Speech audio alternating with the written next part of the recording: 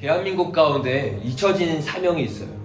아니, 조금 더 정확히 말하면 우리의 이기심 때문에 잊혀진 대한민국의 사명이 있습니다. 그것은 무엇이냐면 이승만 대통령이 우리 나라를 세우고 나서 말했던 이야기예요. 이승만 대통령은 1953년 7월에 이런 말씀을 하셨습니다. 동포여, 희망을 버리지 마십시오. 우리는 여러분을 잊지 않을 것입니다.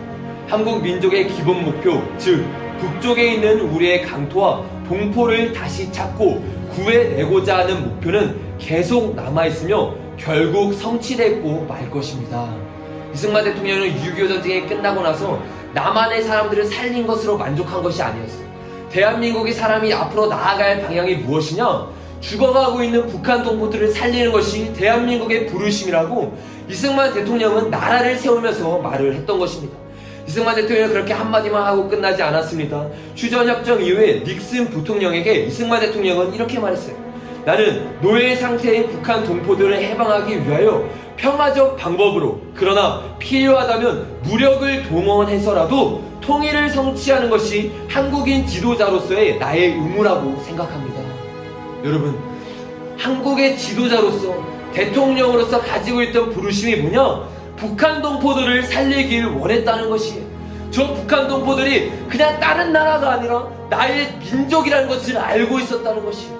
나의 동포라는 것을 알고 있었던 것이에요. 그러니까 어떻게 합니까? 나를 위해서만 나아가는 것이 아니라 전쟁을 해서라도 통일을 이루길 원한다는 것이에요. 여러분, 이게 오늘날 우리 대한민국의 영적인 부르심이라는 거예요. 그런데 어떤 일이 일어나고 있습니까? 대한민국은 이 중대한 사명을 잊어버린 것이에요. 그런데 잊어버린 이유가 너무나 안타깝게도 자신의 이기심 때문입니다. 자신을 위해 나아가니까, 내 안위를 위해서, 내 삶을 위해서만 나아가니까 이 부르심을 잊어버린 거예요. 아니, 눈을 가리고 있는 것입니다. 여러분, 이것은 책으로도 나와 있고 여러 유튜버들이 말했고 뉴스를 통해서 여러 번 우리의 마음 가운데, 우리의 글귀 가운데 새겨졌을 것이에요. 그런데 여러분, 우리는 이대로 살아가고 있지 않아요. 이것은 무엇을 말하는 겁니까? 부르심을 잊어버린 게 아니라는 거예요. 우리가 가리고 있다는 것입니다. 여러분, 우리는 다시 한번 우리의 이기심에서 벗어나서 정말로 북한에 있는 영혼들을 위해서 기도해야 되는 것이에요. 북한에 있는 영혼들을 위해서 우리의 삶 가운데서 실제적으로 무엇을 할 수 있는가?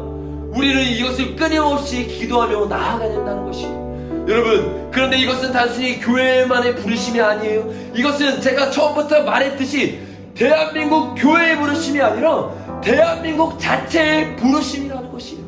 대한민국 정부가 무엇을 해야 되느냐? 북한에 있는 영혼들을 위해 나아가야 된다는 것이에요. 북한의 영혼들을 위해서 정책을 쓰고 북한의 영혼들을 위해서 우리의 정부가 나아가야 되는데 어떠한 방향으로 나아가고 있느냐? 완전히 반대 방향으로 나아가고 있는 거예요.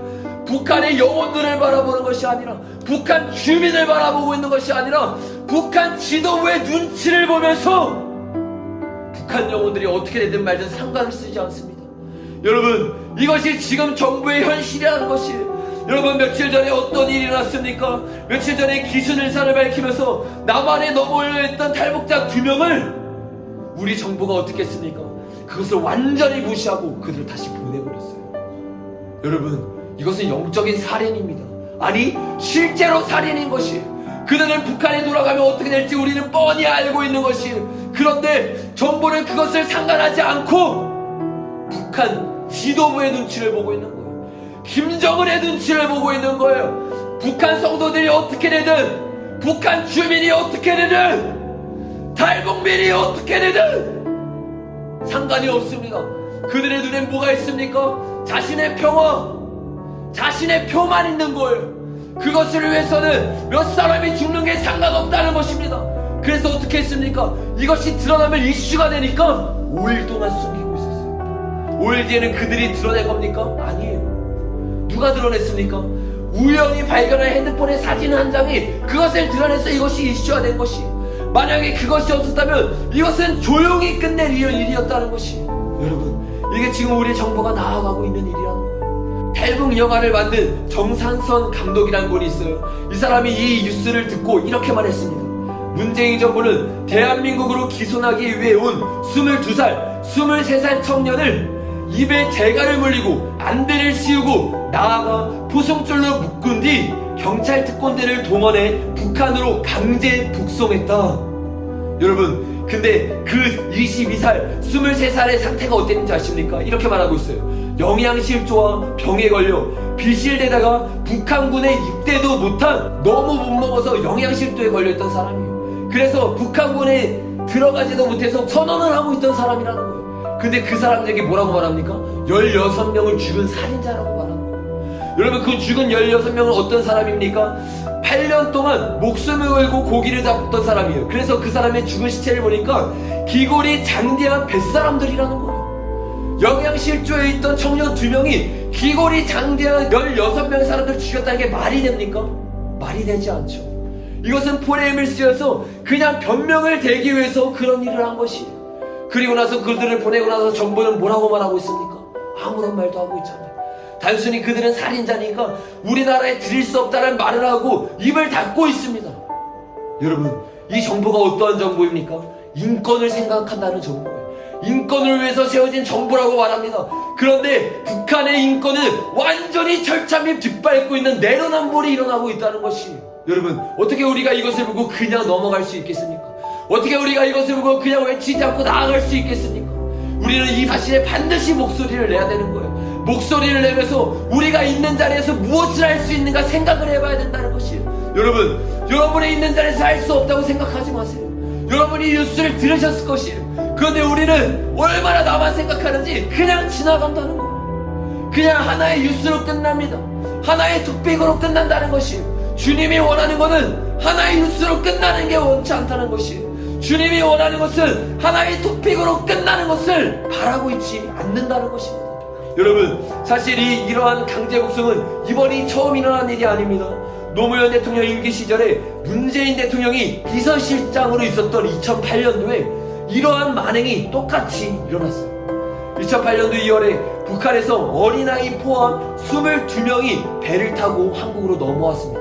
그런데 그들을 12시간 만에 다시 북송을 시켰어요. 그리고 나서 정부가 하는 말이 북한 주민이 탈북한 것이 아니라 풍랑을 만나서 떼를 났기 때문에 다시 돌려보낸다는 이야기를 했습니다. 여러분, 이것은 상식에 맞지는 않은 이야기예요. 어떻게 고깃배 가운데 고기를 잡기 위해서 그 멀리 나왔는데 거기에 어린아이와 노인이 다 같이 타 있을 수 있겠습니까? 이것은 고기를 잡다가 우연히 떠밀려 내온 것이 아니라 탈북을 하기 위해서 내려온 건데 정부가 북한의 정부 눈치를 보다가 그들을 다시 올려보낸 것이에요.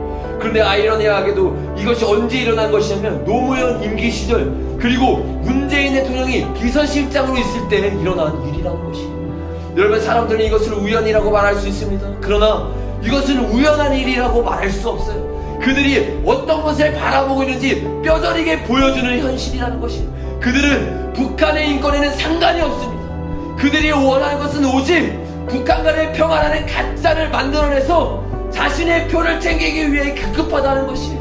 자신의 표를 위해서라면 지금 죽어가고 있는 사람들이 어떻게 되든 말든 상관이 없는 게 그들의 정책이라는 것이에요. 여러분, 저와 여러분이 마지막으로 끝까지 목소리를 내야 될 줄 믿습니다. 2008년에는 우리가 그냥 넘어갔어요.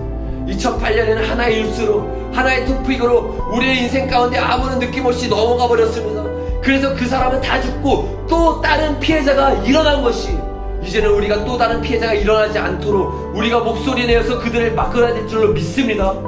여러분, 박상학 자유북한운동연합 대표는 이렇게 말했어요. 탈북자들이 북송이 되면 단지 위험에 빠지는 정도가 아니라 호랑이 굴에다가 넣는 격이다.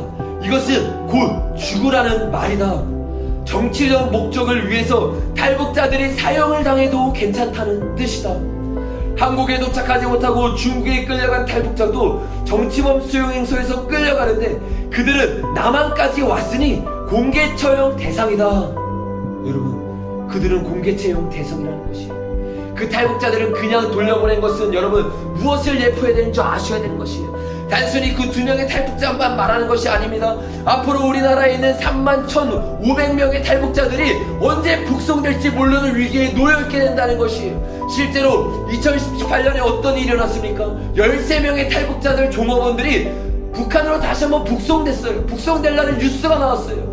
이 일이 일어났고 나서 또다시 2명이 일어났습니다. 그 그전에는 어떤 일이 일어났습니까? 탈북자 2명이 아사하는 일이 일어났어요. 이 정부는 탈북자가 어떻게 살든 상관이 없고 관심이 없다는 것이에요. 이승만 대통령이 처음으로 나라를 세웠을 때는 탈북민들을 받아들이고 더 나아가서 북한 동포들을 위해 나아갔는데, 지금 정부는 부끄러워하지는 못할 망정 우리에게 넘어온 목숨을 걸고 자유를 위해 나온 탈북민조차도 지키고 있지 않다는 것이, 이러한 뉴스들을 접하면서 탈북자들 31,500명은 두려움에 떨고 있다는 것이, 탈북자 중에 김태희 씨라는 분이 이런 인터뷰를 했어요. 탈북자 김태희 씨가 자신의 페이스북에 2분 30초짜리 동영상을 올렸다. 신변을 보호해달라는 내용이었다.